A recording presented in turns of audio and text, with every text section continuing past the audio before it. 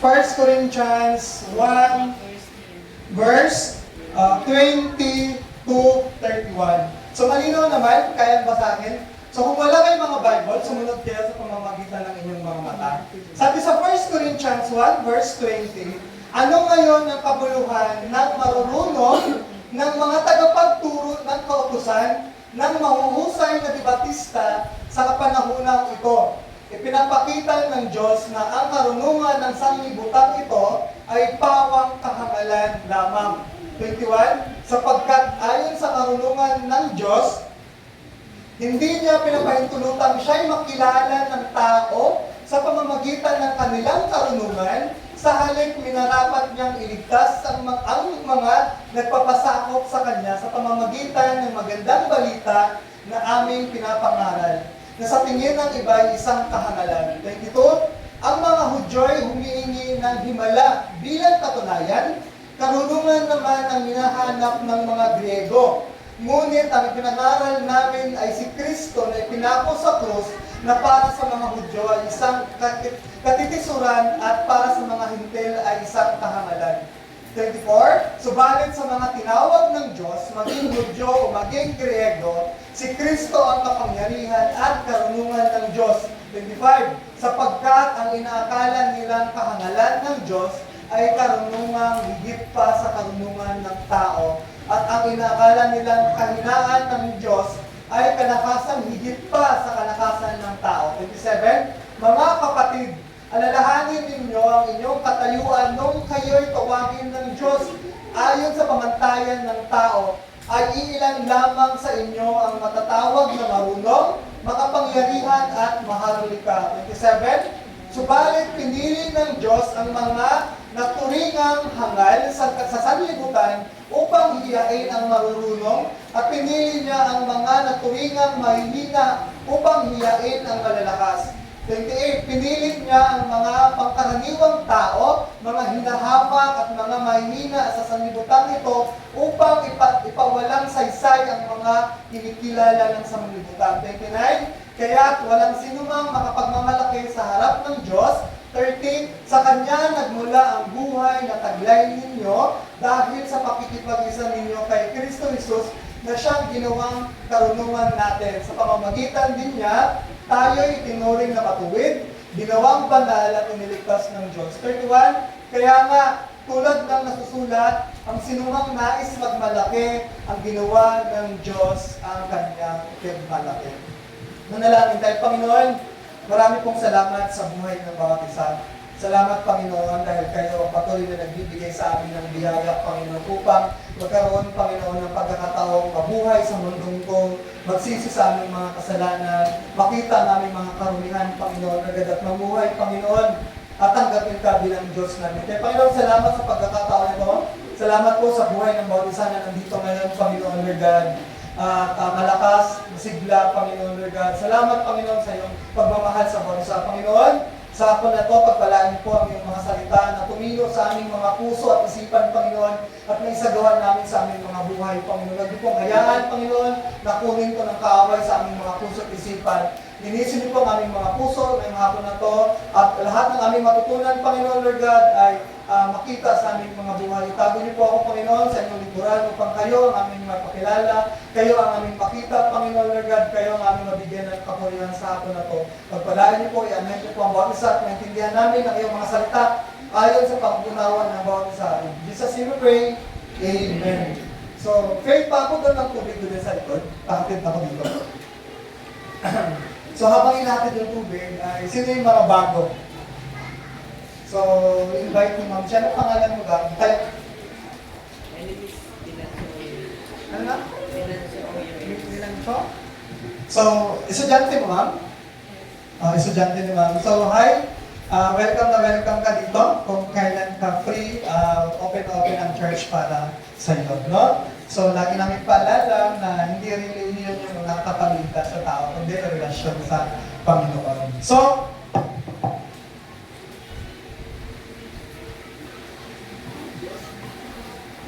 kung titignan natin itong verse na to, no?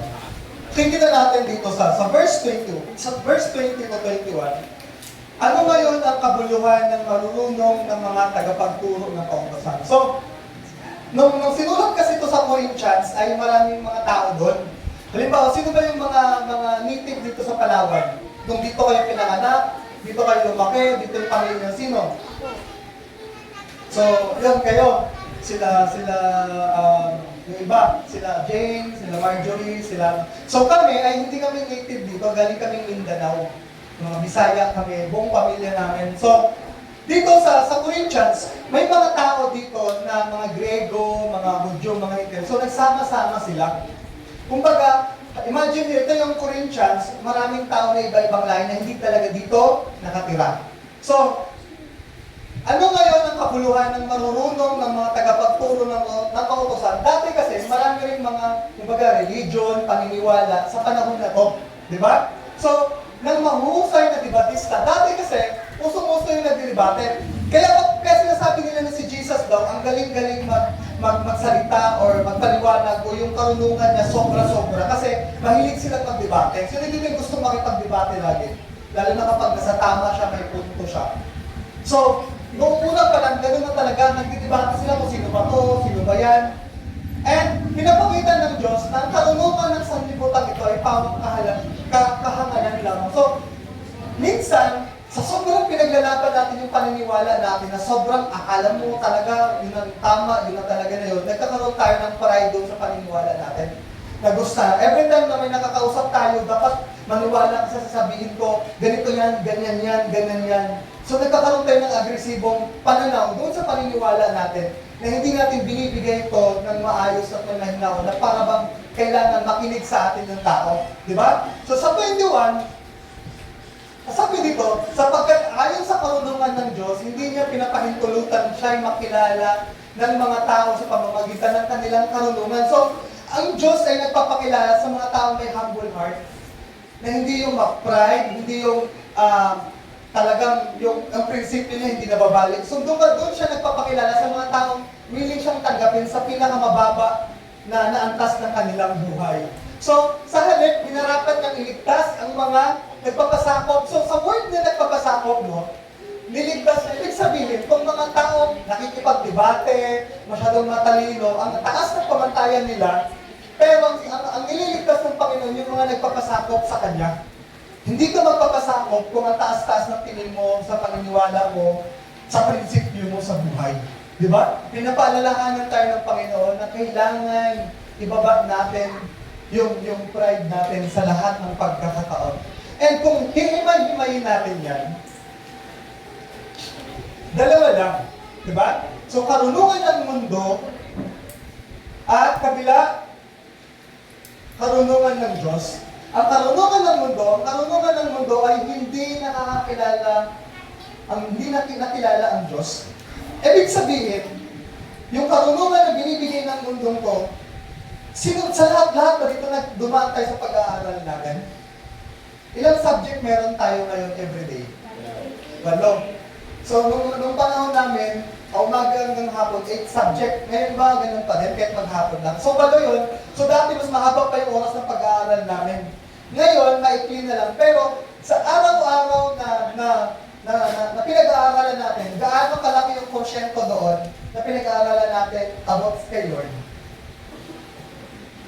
Halos wala. Halos wala. Tapos, yung karunungan na yun yung nagiging impart sa mind natin. Kaya napakaraming tao nang hirap lumapit kay Lord kasi hindi nila sinusurrender lahat ng kaisipan meron sila. Kaya ang hirap nilang ibigay kay Lord yung mga bagay na to, yung mga bagay na yan. Kasi yung karunungan na meron sila sa isip nila ay karunungan pa ng mundo ko. Kasi ang karunungan ng Diyos, inililigtas ng Diyos ang mga nagpapasakop sa Kanya. Ibig sabihin, kapag nabasa mo yung salita ng Panginoon na kailangan mo itong baguhin sa buhay mo, ayusin sa buhay mo, talikuran sa buhay mo, tanggapin sa buhay mo, tinatanggap mo siya, kasi nagpapasakop ka sa Diyos. Hallelujah! Amen? So ano pa? Sabi sa 22, ang mga Hudyo ay humihingi ng himala bilang katunayan. Di ba? Karunungan naman ang hinahanap ng mga Grego. Ngunit ang ipinagmangangaral namin ay si Kristo na ipinako sa krus. So, next mami, doon na sa Sa pinaka-point. So, dito, yung Hudyo daw ay ano? Anong hinahanap nila? Humihingi bilang himala. Nakarinig na ba kayo ng Lord? Magkaroon na ako ng trabaho, maglilingkod na ako sa'yo. Lord, ayusin mo lang yung pamilya ko. Maglilingkod na ako sa'yo. Lord, ayusin mo lang ito, magpapagamit ako. Lord, magsisimba na ako lagi, pagalingin mo lang ako. Di ba? Ang dami natin gustong himalang gawin mo na sa atin ng Panginoon bago tayo gustong naniwala sa Kanya. Katulad ng mga Hudyo. Ang gusto nila na makita sa tagapagligtas na Diyos, yung nakasakay sa kabayo, tapos may espada na parang knight. Yung mga gera-gera na sobrang, na yung pinuno ng mga hukbo. Ganun. Kumbaga parang pinapakita nila na kailangan sa buhay nila may gumawang himala na kitang-kita ng mata nila. Amen? Yung pagpako ni Jesus sa krus ng Kalbaryo, hindi natin nakita. Pero bakit naniniwala tayo? Amen? Kasi hindi tayo mga Hudyo na yung pamantayan nila, kailangan nilang makakita ng himala para lang katunayan na maniwala tayo kay Jesus. Ano ba? Grego. Sa panahon nito, yung mga Grego yung matatalino. Yung parang lahat alam nila. Naka-encounter na ba kayo ng tao na halos lahat alam nila? Lahat ang itatanong mo, alam ko na yan. Ay naku, alam ko na yan. Di wow. Diba? Parang yun yung reaction natin. Di ikaw na. Diba? So para bang mag-start ka pa lang, alam niya na. Diba? So, itong mga Grego na to, karunungan naman ang hinahanap. Ang gusto nilang makita na para maniwala doon sa bagay nila ay mas matalino dapat sa kanila or kapatay yung talino nila. Diba? And ano pa? Itong mga hintel. Diba? So, kahangalan daw na namatay si Jesus sa krus ng Kalbaryo. Bakit kung totoo sa Diyos, bakit kailangan niya bang mamatay? Diba? So, itong tatlong mga tao na to, yung kaisipan nila dati, ay malayong-malayo doon sa gustong mangyari ng Panginoon na magpasakop sila na namatay si Jesus para sa ating mga kasalanan. Hallelujah! And kung himay-himayin pa natin, ang sa mga sumunod na sinabi dyan, sa verse 26 to 29, sabi dito,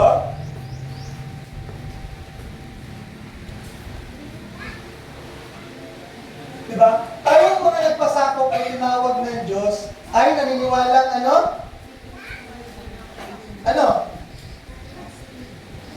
si Kristo ay pinako sa krus. So, tayo as a Christian, sino ba dito hindi naniniwala na pinako si Kristo bilang kabayaran sa ating mga kasalanan? Lahat ba tayo isa ng paniniwala? Naiintindihan ba natin na naniniwala tayo kay Jesus Christ na namatay sa krus ng Kalbaryo? Sino dito yung talagang naniniwala siya buong-buo, taas ang kamay? So yung iba, medyo po, baka po. Diba? So, lagi mong tandaan, kaya as a Christian, ang paniniwala natin na namatay si Jesus para sa ating kasalanan, wala ng ibang paraan. Yun na yung kaya tayo naligtas. Diba? Siya ay pinako sa krus. Pangalawa, ano pa? Si Kristo ang kapangyarihan at karunungan ng Diyos. Kaya, naiintindihan natin kung paano tayo niligtas ng Panginoon. Kasi, nung nagpasakop tayo sa Panginoon, naniniwala tayo na dahil napako siya sa krus para sa ating mga kasalanan, yun yung kapangyarihan na taglay natin ngayon. Kaya, may karunungan tayo na sabi pala sa Bible, magtrabaho pa ng 6 days, pagdating ng 7 days, ibigay mo kay Lord. Nasa Bible pala na kailangan mong magpatawad, kailangan mong tanggapin si Jesus. Naniniwala tayo dito. Kasi ito yung karunungan na nagmumula dito na alam natin ay galing sa Diyos. Wala nang iba. Diba? So, kapag tinanong kayo, ano ba yung pinaniniwalaan nyo? Yung Bible. Wala na tayo ibang pinaniniwalaan na word ng Panginoon dito lang. Yung mga paniniwala na hindi galing sa Biblia ito or may mga dagdag bawas, yun ay kasalanan sa harapan ng Panginoon. Alam niyo ba na bawal yung dagdagan at bawal yung bawasan yung Bible? Kung ano yung sinabi ng Bible, eksakto dapat yun din yung kailangan natin sabihin sa iba. Kapag dinagdagan o binawasan mo yung Bible, isa ka sa mga may karumal-dumal na pagkakasala. Naiintindihan ba natin yun? Kaya napakahalaga po na nasakto yung ating information about sa faith na mayroon tayo. Next! Sabi sa sa 26, mga kapatid, alalahanin ninyo ang inyong katayuan nung kayo'y tawagin ng Diyos. Naalala niyo ba yung buhay niyo dati bago kayo naging Kristiyano? Ay, Pastor, wala naman po nagbago. Wala pang nagbago. Nung hindi mo pa kilala si Jesus, ganun ka pa rin ngayon, nakilala mo na siya? Hindi na masyado. At least hindi masyado, di ba, Dave? At least may nagbago. Di ba? Pero, alalahanin mo yung araw na hindi mo pa kilala si Jesus, tapos masaya-masaya ka sa mundong to. At tapos isipin mo ngayon na nakaupo ka dyan, nakikinig ka ng salita ng Panginoon. Ano yung pinagkaiba? Ano yung pinagkaiba? Natawa si Paul, no? Sabi ni Paul. Ano bang isipin ko pinagkaiba? So, nagkakaroon tayo ng heart na Lord, kung may plano ka sa buhay ko, makikinig na ako sa'yo. Dati kasi, ginagawa na natin yung gusto natin gawin. Pero ngayon na may Jesus din sa heart mo, nagkakaroon ka na ng duda sa mga bagay-bagay na hindi maganda. Di ba? So ano? Alalahanin mo daw yung bago ka tinawag ng Panginoon. Di ba? Kung ano yung katayuan mo, ano ka nun? Gaano ka ka-pride? Gaano ka katigas ng puso mo?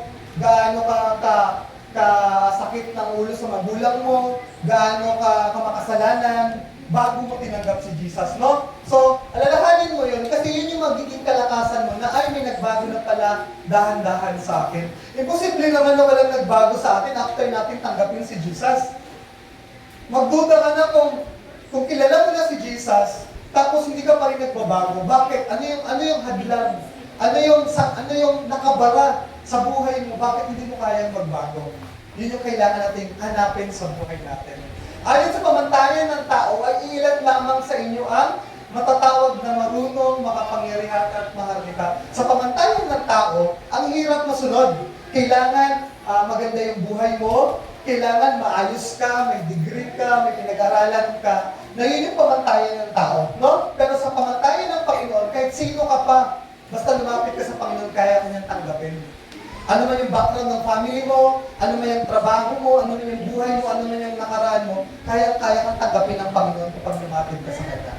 Hallelujah! Next, sa 27, subalit pinili ng Diyos ang mga naturingang hangal sa sanlibutan upang hiyain ang marunong, pinili niya ang mga natuturingang mahihina upang hiyain ang malakas, pinili niya ang mga pangkaraniwang tao, mga hinahamak at mga mahihina sa sanlibutan.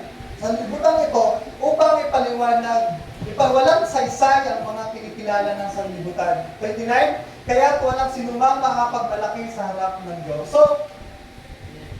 So makikita natin dito, ang pagpili ng Diyos. So pakisabi sa katabi mo, pinili ka ng Diyos. Naniwala?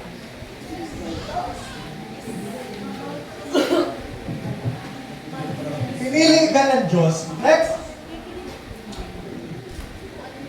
Kalagayan ng mga tinawag ng Diyos. Dahil pinili ka ng Diyos, ano ba yung kalagayan natin bilang tinawag ng Diyos? Tingin nyo, ano yung kalagayan natin bilang pinili na ng Diyos? Tingin nyo, anong kalagayan natin? Ano? Sa pamantayan ng tao, ilan lamang ang marunong, ang makapangyarihan at maharlika. So, sa kalagayan ng mga tinawag,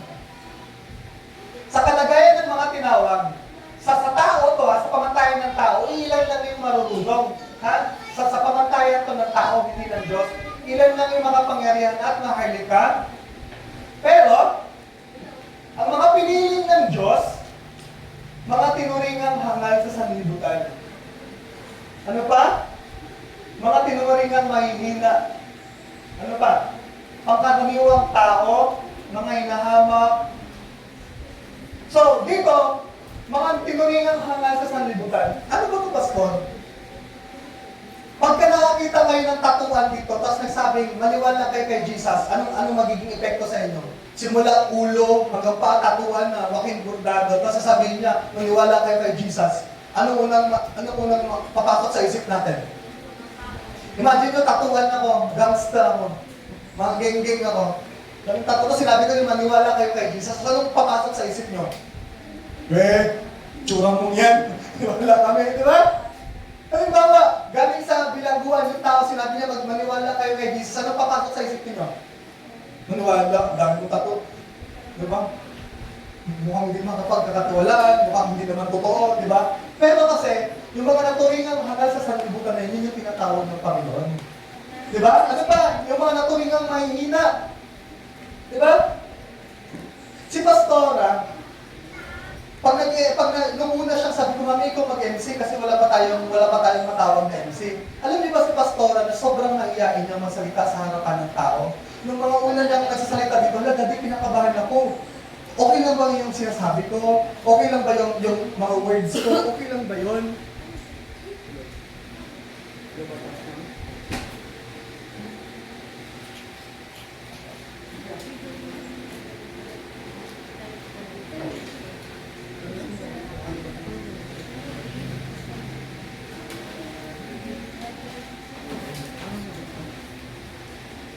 Princess?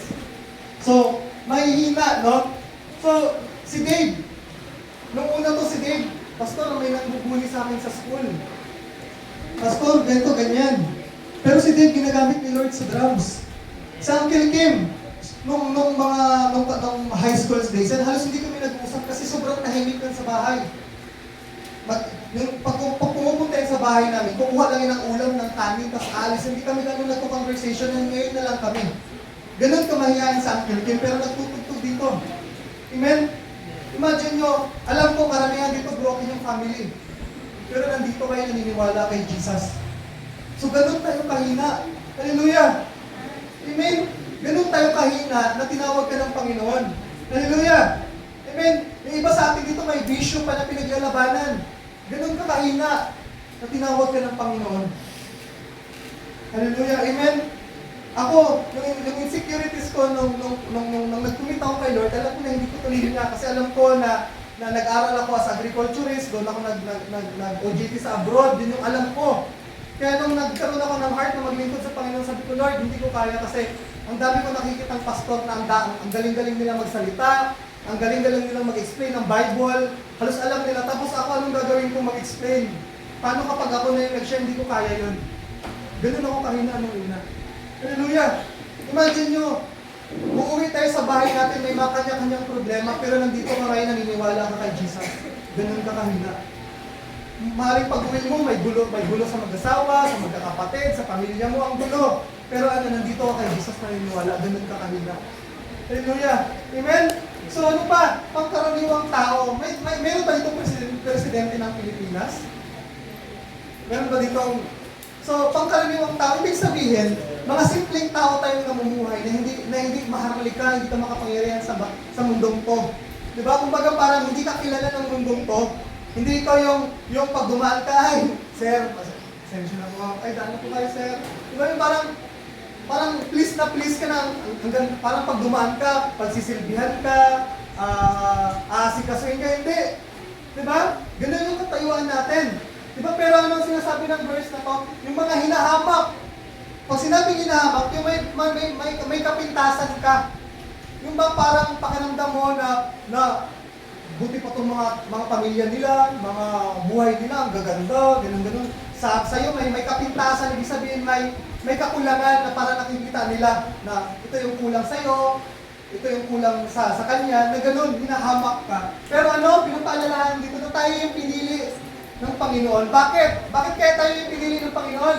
Hindi yung magaganda yung buhay, hindi mayayaman, hindi yung pinaka-maayos na buhay. Bakit? Ano sunod? Layunan ng pinili ng Diyos, upang iyain yung marurulong. Hallelujah!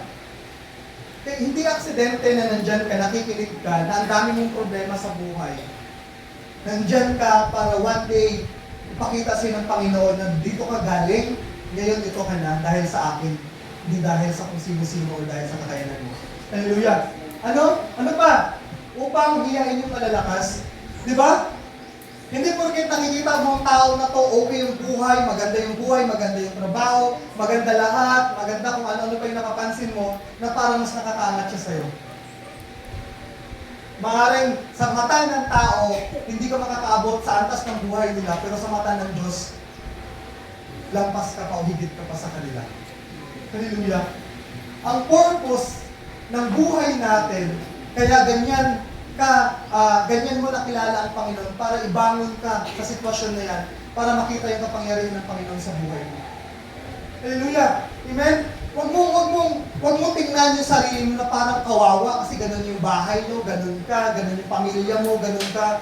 Marami kinakahiya mo na pag nalaman nila na ganun yung buhay mo, parang discourage ka, gusto mo na lang bumiyak yung lupa, lamunin ka dun sa ilalim, nalaman nila na ganito yung pamilya mo, ganito yung anak mo, ganyan ka, ganyan, kagulo. Parang pinakahiya mo na parang tingin mo sa heart mo na ang daming kulang, pero pinapalalahanan ka ng Panginoon na yung buhay mo, gagawa siya ng miracle dyan sa buhay mo para patunayan na totoo siyang Diyos.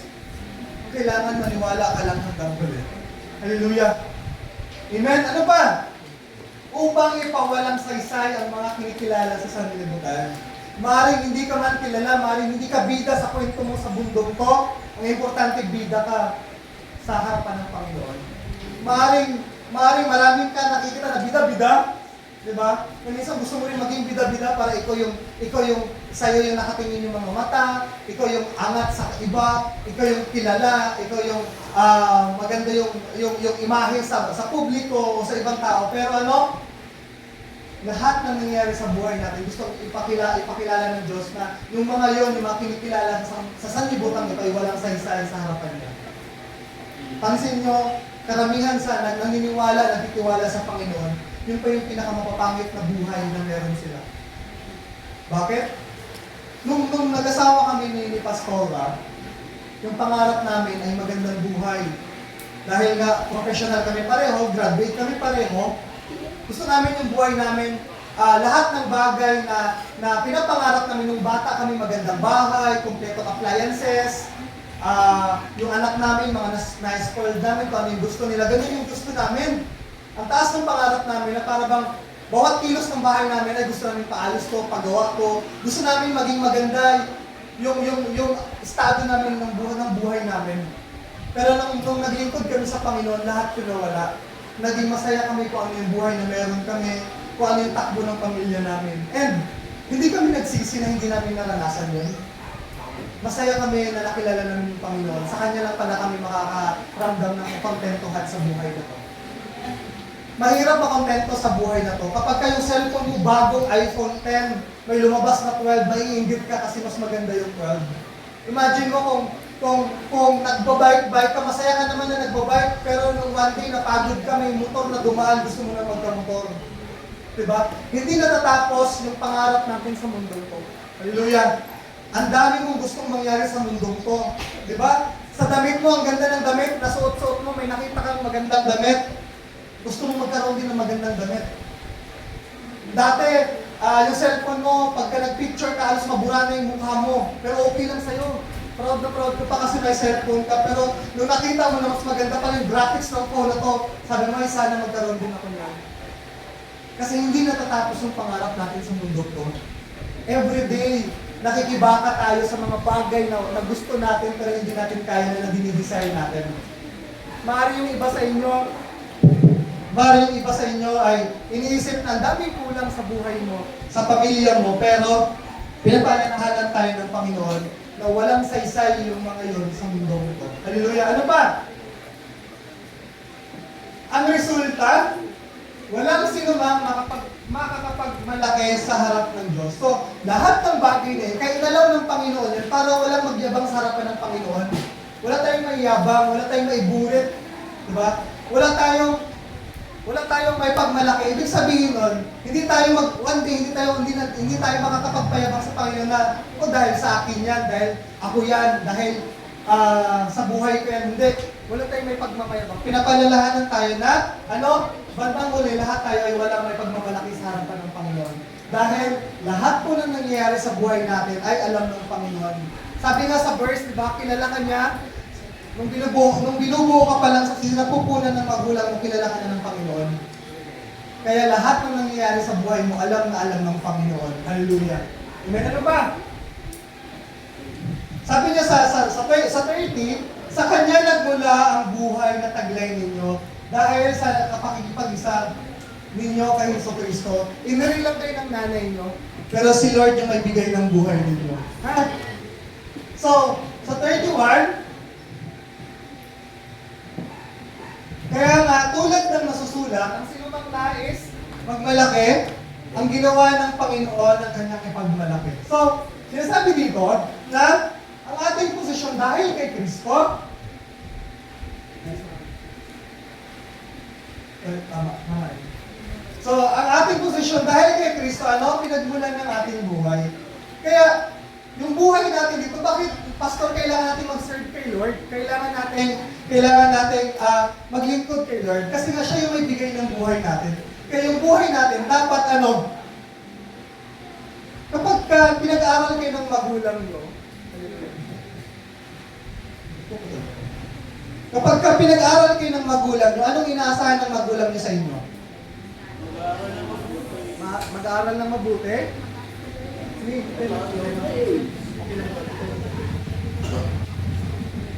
Yan, so,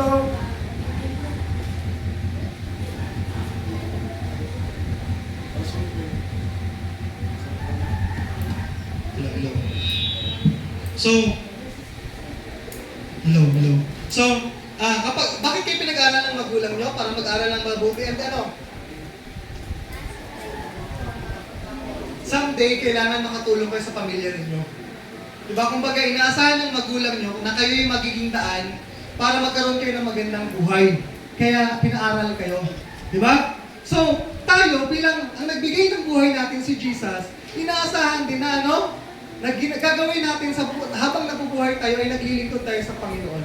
Diba? So, yung purpose ng buhay natin is, ano? Para din kay Jesus. Diba? So, ano pa?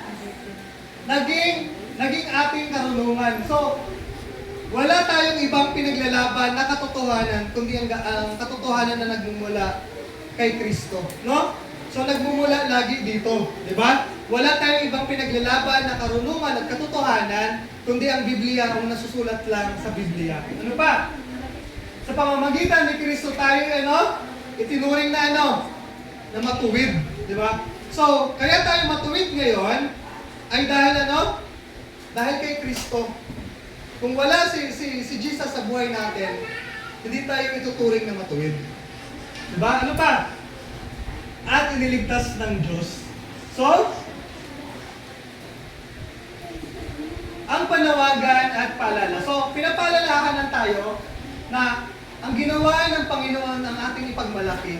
Kumbaga, every situation na kailangan nating magkaroon ng sasabihin, ng ikukwento, kailangan nating unang ibigay yung na may Kristo, may Diyos tayo sa buhay natin, na proud tayo na naniniwala at nananampalataya tayo kay Jesus. Yun yung una nating ipagmalaki everyday, hindi yung magaling ka sa school, kung ano man kagalingan na meron ka, mataas mo yung posisyon mo sa trabaho, o ano man yung ginagawa mo, kailangan ang una mong ipagmalaki everyday, yung pananampalataya o buhay mo na naayon sa kalooban ng Panginoong Hesus. Amen? So, huwag umasa sa sariling talino o karunungan ng mundo sa pagkaunawa sa Diyos. Minsan kasi, masyado ng maraming idea yung pumapasok sa isip natin, sa utak natin, nakakalimutan natin na tayo pala pwedeng magbasa ng salita ng Panginoon para makita natin kung ano yung totoo. Kaya napaka-importante na nagbabasa tayo ng salita ng Panginoon kasi para hindi tayo malinlang ng ating mga sariling talino at karunungan. Diba? Ano pa? Ang kaligtasan ay sa pamamagitan lamang ng pananampalataya sa ginawa ni Jesus sa krus, hindi sa kakayahan ng tao. Lagi mong tandaan na kaya ligtas tayo ngayon ay sa pamamagitan ni Jesus Christ lang. Wala nang ibang dahilan. Kaya sinasabi dito na hindi masusukat sa anumang effort mo, sa anumang ginagawa mo, yung kaligtasan mo. Niligtas ka na ng Panginoon. Hindi mo na kailangan may papatunayan pa sa ibang tao para ligtasin ka ng Panginoon. Hindi. Minsan kasi, parang ginagawa nating abalang-abala yung sarili natin. Ang dami natin gustong gawin para sa Panginoon. Para ipakitang ligtas na tayo o maliligtas tayo, pero hindi. Niligtas ka ng Panginoon kahit wala kang ginawa. Hallelujah. Kahit nakaupo ka lang dyan ngayon, kahit pagdating sa bahay mo, nakataas-taas na yung paa mo, nagsiselfone ka lang, niligtas ka ng Panginoon. Amen? Kahit na sumasablay ka, kahit na nahihirapan kang ipaglaban yung mga bagay na ayaw mo nang gawin, niligtas ka na ng Panginoon. Ganon yung pagmamahal ng Panginoon na hindi mo kailangang patunayan sa tao na niligtas ka na. Magkaroon ka ng assurance dyan sa heart mo na ano man yung ginagawa mo dati, ano man yung mga bagay na pinaglalabanan mo ngayon, niligtas ka ng Panginoon hindi dahil sa mga bagay na yan, kundi niligtas ka ng Panginoon kasi mahal ka niya nung una pa lang. Hallelujah. Kasi minsan, ang hirap na gusto mong patunayan yung kaligtasan mo sa harapan ng Panginoon, lalong-lalo na sa ibang tao. Ang hirap mag-project na ganito ka, ganyan na yung ginagawa mo, ito ka na ngayon. Ang hirap, mapapagod ka. Darating ang panahon, mapapagod ka. Pero, ang sinasabi dito, naligtas lamang tayo sa pananampalataya sa ginawa ni Kristo sa cross, wala nang iba. Kaya doon pa lang, magkaroon ka ng assurance na, Lord, mahal mo ako, niligtas mo ako dahil sa iyo, hindi dahil sa gagawin ko or ginagawa ko. Hallelujah. Amen. Ano pa? Ipagmalaki ang cross ni Kristo bilang tanging daan ng kaligtasan. So, huwag mong isipin na porket ginagamit ka na ngayon ng Panginoon, mas mahal ka ng Panginoon kumpara sa ibang tao. Tanggalin natin yung ideya na parang ako nagsiserve na kay Lord kumpara sa tao ko makasalanan pa. Hindi. Pareho kayong mahal ng Panginoon. Amen?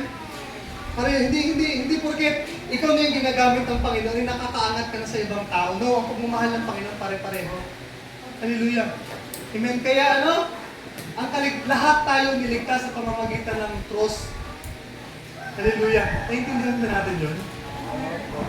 Kapag sino dito yung mga lalaking nagkaroon na ng crush? Yun. So, pagka gusto mo yung tao, may gusto kang babae, gumagawa yung lalaki ng effort. Nakangiti si Julie, oh. Wala, may nag-effort, Jul. So, mamaya lang to si Julie talaga. Iba yung ito eh. So, di ba kapag naalala ko, nung gustong-gusto ko si Pastora, kahit wala siyang pakialam sa akin, pagka love story talaga, buhay na buhay kayo, pero pag cross-cross, ang patahimik ka eh, no? Nung gustong-gusto ko si Pastora, wala siyang pakialam sa akin kasi ang tingin niya sa akin, muy-muy lang. Imagine mo, 4th year siya, 1st year college ako. Ganon, tapos nangungulit ako sa kanya. Di ba pagka medyo bata-bata pa kayo isipan mo, nangungulit ka. Di ba? Ay, kumain ka na. Good morning. Ganon. So, ang tingin niya sa akin, muy-muy lang ako. Kaya wala siyang paki. Pero that time, ako pinagpipray ko na siya na, Lord, sana maging kami. Lord, tulungan mo na maging tadhana kami. Di ba? So, hindi ko alam kung ilang beses ako na-busted, pero nangyari yun. So, gusto kong patunayan sa kanya na gusto ko siya. Tapos, naalala ko, nung unang binigay, pen shop ba yun, mami, na color purple? Binigay niya, dahil pag-graduate na siya, tapos ngayon, nakikipagkita ako sa kanya kasi bibigyan ko siya ng gift. Inipon ko pa yun sa baon ko eh. Di ba? So, gusto ko siyang bigyan para patunayan na gusto ko talaga siya. May feelings ako sa kanya. Maramdaman niyang totoo yung nararamdaman ko. Yung effort ko nandun. Ganun din tayo pagdating kay Lord. Kung paano tayo mag-effort sa tao, malaman yung emotions natin, yung feelings natin, dapat ganun din tayo kay Lord. Diba? So, bilang ligtas na tayo, kaya kusang lumalabas yun sa buhay natin. Hindi tayo nahihirapang magbago kasi pinanghawakan natin na namumuhay na sa heart mo si Jesus. Mahihirapan kang baguhin yung buong buhay mo kasi hindi mo pinanghawakan na binago ka na ng Panginoon. Hallelujah. Kaya minsan, gusto nating ipakita na nabago na tayo, binago na tayo, nahihirapan tayo kasi yung heart natin hindi pa tayo sure doon sa kaligtasan na meron tayo. Amen? Nagdududa pa yung dating ikaw sa pagliligtas sa iyo ng Panginoon. I-convince mo yung sarili mo, magkaroon ka ng assurance na niligtas ka ng Panginoon. Hallelujah. Amen? Ano ba? Ang lahat ng karangalan ay para sa Diyos lamang dahil siya ang gumawa ng ating kaligtasan. Kaya walang tao na dapat tayong inaangat, dapat tayong sinasamba, kundi si Jesus lang. Kapag may mga tao, may pinapakilala ding tao, ibig sabihin hindi yung tunay. Kasi si Jesus lang dapat eh. Bakit? Hindi naman tao yung naging kaligtasan o dahil sa tao na effort, di ba? Nagkatawang tao si Jesus, pero Diyos siya, di ba? So, ano pa?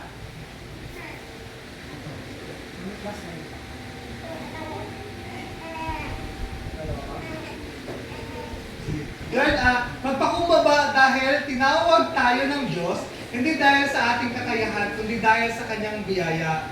Kaya nandito ka ngayon, kaya ginagamit ka ng Panginoon, hindi dahil sa matalino ka, hindi dahil sa magaling ka, hindi dahil sa kaya mo yan lahat, kundi dahil sa biyaya ng Panginoon. Amen? Kaya kahit na napakaliit ang ginawa mo, katulad ng first time kong narinig si Julie na naglinis daw sila ng church. Amen. So, sabi ko, thank you Lord kasi napapagod na, siyempre si Ma'am Birch dito siya nakatira, pero napapagod na rin siya na every Sunday siya yung naglilinis. And first time na may nag-volunteer na hindi galing sa mga leader natin or mga matagal na dito, yung naglilinis. So, maliit na bagay yun, pero sa harap ng Panginoon, malaking bagay yun. Hindi porket kitang-kita ka dito sa pulpit, kumbaga, hindi porket ako yung nakikita sa pulpit, mas malaki o mas malaki na yung ginagampanan ko sa harapan ng Panginoon. Kahit na yung nakaupo lang kayo dyan, pero every prayer nyo, sinasama nyo kami sa panalangin nyo, pareho lang tayo ng ginagawa.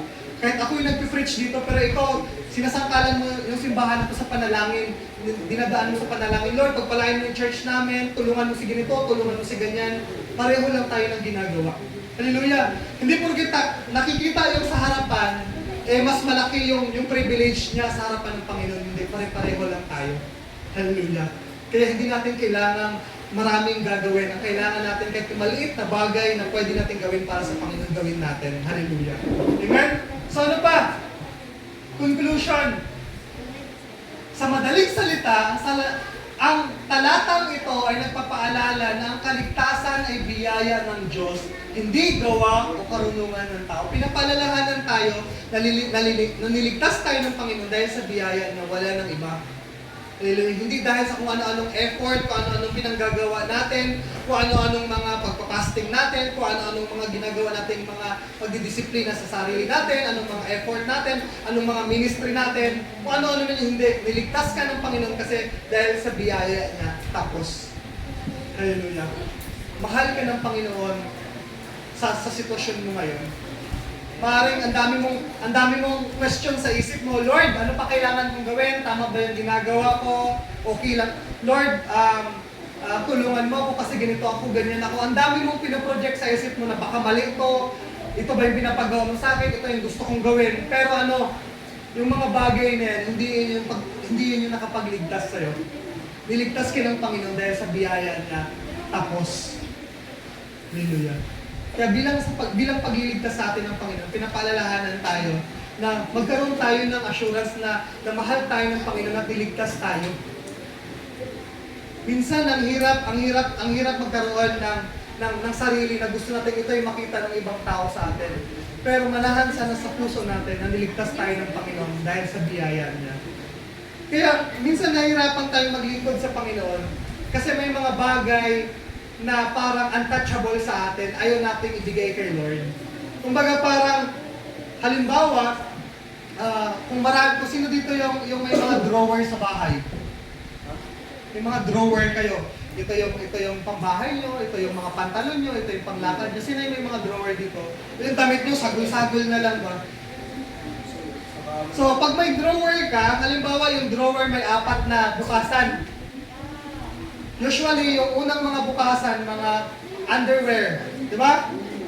Pangalawang bukasan, yung mga magagandang damit, di ba? Pangatlong bukasan, yung mga pantalon, and then yung mga short.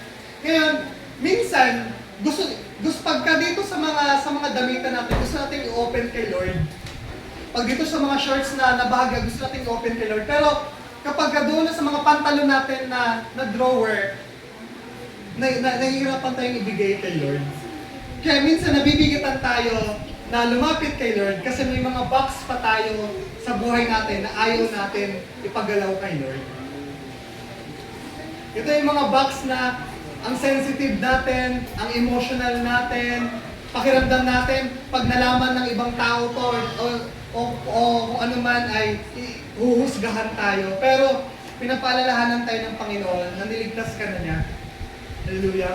Kaya kung ano man yung mga dating ikaw, binago na yun ng Panginoon. Hindi niya tinapalan, binago ka niya. Hallelujah. Sino dito yung nagpapalit ng damit kapag marumi na? Lahat ba tayo nagpapalit ng damit? Bakit ba tayo naliligo?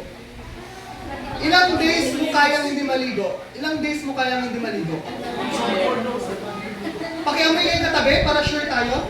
Pakiamoy yung katabi. Diba? Bakit tayo naliligo? Bakit tayo naliligo? Kasi ano?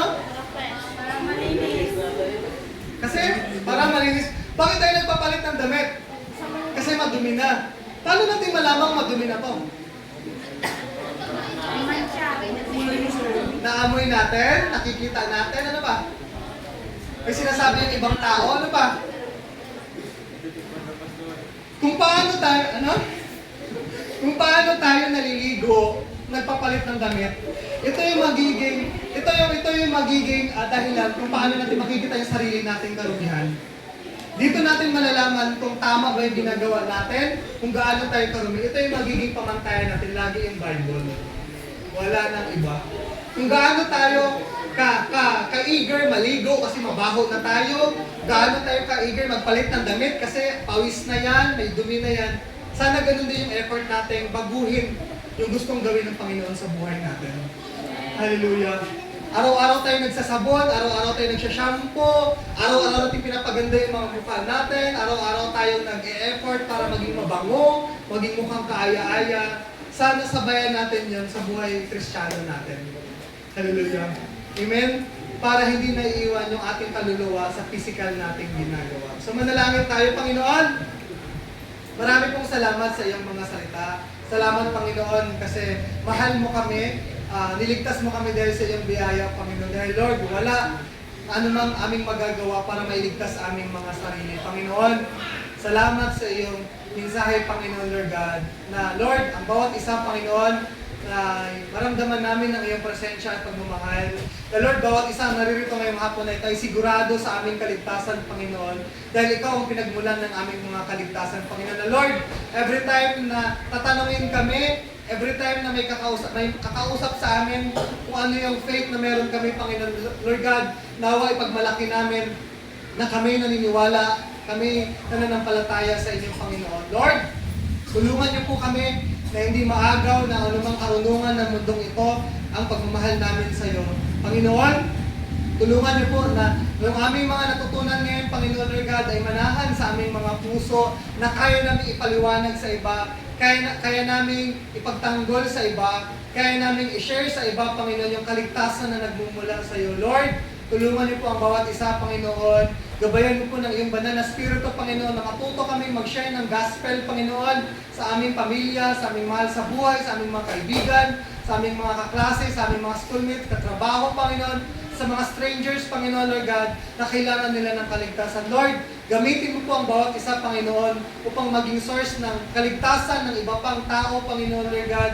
Naway gamitin mo ang buhay ng bawat isa, Panginoon, Lord God, upang may paramdam namin ang pagmamahal mo sa ibang tao, Panginoon. Kaya, Lord, maraming salamat, Panginoon, sa kaligtasan na kaloob mo, Panginoon, Lord God, na pinatunayan mo, Panginoon, Lord God, na walang ibang kaligtasan, Panginoon, ang pinagmulan, kundi ito'y galing lamang sa iyo at wala ng iba. Panginoon, maraming salamat po. Binabalik po namin lahat ng papurit pasasalamat sa inyo lang. In Jesus' name, Amen.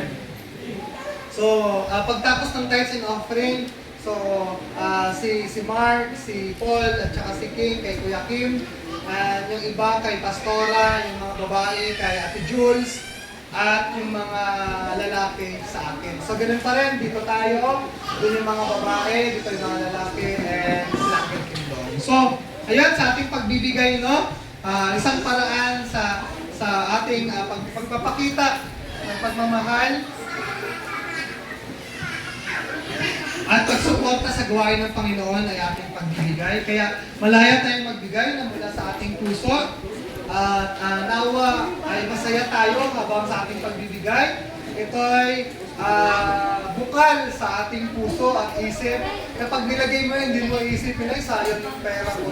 Ay, nawalan ako ng ganito. Ay, nawalan ako ng ganyan. So, nawa, no? na magbigay tayo ng galing sa ating mga puso.